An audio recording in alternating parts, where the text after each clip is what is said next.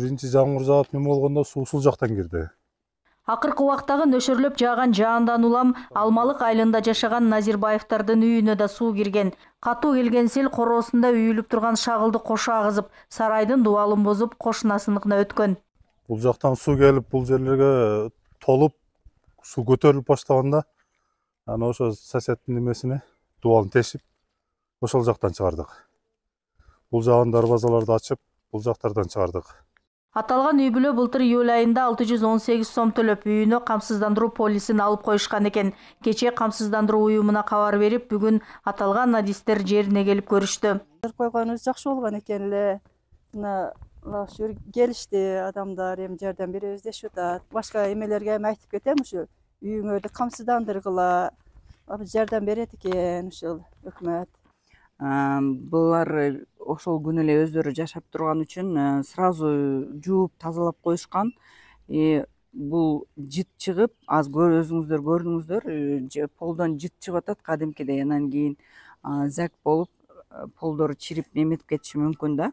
Ошон үчүн биз азыр кароого алып, ушундай камсыздандыруудан өткөзгөн үйлөргө баарына төлөп берип, жардам көрсөтөбүз албетте. Камсыздандыруу уюмунун адистери ар бир райондо сел болгон айылдарды кыдырып, тактоо жана түшүндүрүү иштерин жүргүзүп жатышат. Тилекке каршы селден жабыркаган үйлөрдүн көпчүлүгүнүн камсыздандыруу полиси жок же мөөнөтү өтүп кеткен учурлар да бар.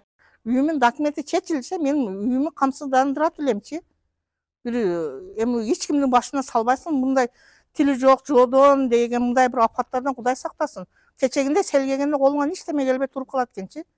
Адистер билдиргендей, табият кырсыгынан турак-жайы жабыркаган жарандар 5 күн аралыгында камсыздандыруу уюмуна кабар бериши керек. Атайын комиссия жеринде тактоо иштерин жүргүзгөн соң чыгымды төлөп берет.